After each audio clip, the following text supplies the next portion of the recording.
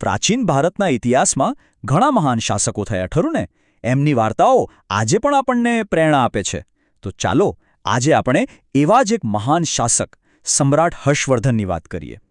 એમને ભારતના છેલ્લા મહાન હિન્દુ સમ્રાટ તરીકે પણ ઓળખવામાં આવે છે. પણ એક સવાલ થાય, કોઈ સમ્રાટ બને કેવી રીતે? શું એ જન્મથી જ નક્કી હોય છે કે પછી સંજોગો કોઈને સમ્રાટ બનાવી દે છે? હવે હર્ષવર્ધનની વાત કરીએ તો જવાબ બહુ જ નાટકીય છે. એમનું સિંહાસન કોઈ શાંતિપૂર્ણ વારસાની દેન નહોતી. ના, એ તો આગ અને અંધાધૂંધીની ભઠ્ઠીમાંથી ઘડાઈને બહાર આવ્યું હતું. તો ચલો જરા પાછા જઈએ એ સમયમાં અને જોઈએ કે કેવી રીતે એક યુવાન રાજકુમારના માથે અચાનક આખા સામ્રાજ્યની જવાબદારી આવી પડી. અને એ પણ કેવા સંજોગોમાં? અત્યંત મુશ્કેલ. જુઓ, બધું કેટલી ઝડપથી બન્યું. માળવાના રાજા અને ગોળ શાસક શશાંકે સીધો કનૌજ પર હુમલો કરી દીધો. આ હુમલામાં હર્ષવર્ધનના બનેવી માર્યા ગયા અને એમની બહેન રાજ્યશ્રીનું અપહરણ થયું. હવે એમને બચાવવા માટે એમના મોટા ભાઈ રાજ્યવર્ધન ગયા, પણ એમની પણ દગાથી હત્યા કરી દેવામાં આવી. એક પછી એક બધું જ ખતમ. અને આ બધાની વચ્ચે ફક્ત 16 વર્ષની ઉંમરે ઈસવીસન 606માં હર્ષવર્ધનના ખભા પર થાણેસર અને કનૌજ આ બે મોટા રાજ્યોની જવાબદારી આવી ગઈ. જરા વિચારો, એમના પર શું વીતી હશે? પણ હર્ષવર્ધન આ સંકટમાં ભાંગી ન પડ્યા. ના, એમણે આ સંકટને જ એક તકમાં ફેરવી નાખ્યું. અને પછી તો એક પછી એક વિજય મેળવીને એક એવા વિશાળ સામ્રાજ્યનું નિર્માણ કર્યું જેની કોઈએ કલ્પના પણ નહોતી કરી. એમણે ફક્ત પોતાની બહેનને બચાવી એટલું જ નહીં, પણ મગધ, ઓડિશા, સારસ્વત, ગૌડ અને મિથિલા જેવા પ્રદેશો જીતી લીધા. અને જોતજોતામાં આખા ઉત્તર ભારતમાં એમનું આધિપત્ય સ્થાપિત થઈ ગયું. આ જીત સાથે જ તેઓ બન્યા ઉત્તર ભારતના સૌથી શક્તિશાળી સમ્રાટ. અને આ વાતના પુરાવા પણ છે. જે તે સમયના મૂળ ગ્રંથો છે ને, એ પણ એમના સામ્રાજ્યના વિસ્તારની સાક્ષી પૂરે છે. એમાં સાફ સાફ લખેલું છે કે એમનું શાસન ઉત્તર ભારતના મોટાભાગના વિસ્તારોમાં ફેલાયેલું હતું. એટલે કે એમનું પ્રભુત્વ એકદમ સ્પષ્ટ હતું. પણ એક સવાલ, શું હર્ષવર્ધનનો આ વિજયરથ કોઈ રોકી શકે એમ નહોતું? શું એ અજય હતા? વેલ, દરેક મહાન યોદ્ધાની જેમ એમની શક્તિની પણ એક સીમા હતી. અને એ સીમા નક્કી થઈ દક્ષિણ ભારતમાં. જુઓ, જ્યારે હર્ષવર્ધને દક્ષિણ તરફ કૂચ કરી ત્યારે એમનો સામનો થયો દક્ષિણના એક બીજા મહાશક્તિશાળી રાજા સાથે, ચાલુક્ય વંશના પુલકેશી બીજા. ઉત્તરના સમ્રાટ અને દક્ષિણના સમ્રાટ નર્મદા નદીના કિનારે આમને સામને. અને આ યુદ્ધમાં હર્ષવર્ધનની હાર થઈ. આ એક બહુ મોટી ઘટના હતી.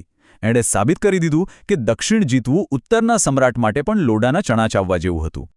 ઓકે, તો યુદ્ધના મેદાનની વાતો તો થઈ, પણ હવે ચાલો ત્યાંથી સીધા એમના રાજદરબારમાં જઈએ. કેમ કે હર્ષવર્ધનની ઓળખ માત્ર એક યોદ્ધા તરીકેની નથી. ના, એમનો વારસો તો એનાથી ઘણો વધારે ઊંડો અને સમૃદ્ધ છે. અને આ વાત કદાચ સૌથી વધુ આશ્ચર્ય પમાડે એવી છે. આટલા મોટા સમ્રાટ, આટલા મોટા યોદ્ધા, એ પોતે એક ખૂબ જ સારા નાટ્યકાર પણ હતા. વિચાર તો કરો, તલવાર અને કલમ બંને પર એમની પકડ જબરદસ્ત હતી. એમણે સંસ્કૃતમાં 3 પ્રખ્યાત નાટકો લખ્યા છે: પ્રિયદર્શિકા, રત્નાવલી અને નાગાનંદ. આ નાટકો આજે પણ વખણાય છે.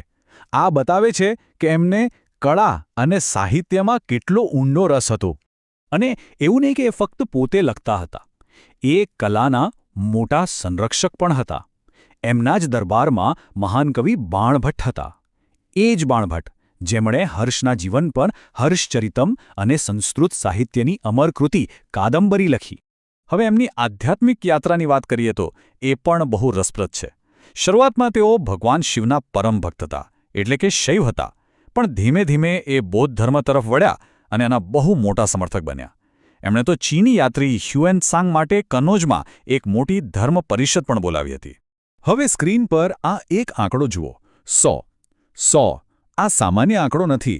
આ આંકડો હર્ષવર્ધનના વારસાના એક એવા પાસાને ઉજાગર કરે છે જે એમની દૂરદેશી બતાવે છે. તો આ શું છે? આ છે એક ગામોની સંખ્યા જે હર્ષવર્ધને તે સમયની દુનિયાની સૌથી મોટી યુનિવર્સિટી નાલંદા વિદ્યાપીઠના ખર્ચ માટે દાનમાં આપી દીધા હતા. ગામોની આવક ફક્ત શિક્ષણ માટે, જ્ઞાન અને શિક્ષણ માટે, આનાથી મોટું યોગદાન શું હોઈ શકે? તો જ્યારે આપણે આ બધી વાતોને જોડીને જોઈએ છીએ ત્યારે સમ્રાટ હર્ષવર્ધનનું એક સંપૂર્ણ ચિત્ર સામે આવે છે. એક એવો વારસો જે બહુપક્ષીય છે અને આજે પણ જીવંત છે. તો મહાન સમ્રાટ કોને કહેવાય? હર્ષવર્ધનના જીવન પરથી સમજીએ. એ એક વિજેતા હતા જેમણે ઉત્તર ભારતને એક કર્યું. એ એક કુશળ પ્રશાસક હતા જેમણે ચીન સાથે રાજદ્વારી સંબંધો સ્થાપ્યા.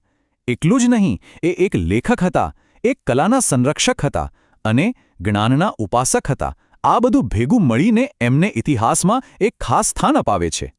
અને અંતે એક સવાલ સાથે આ વાત પૂરી કરીએ.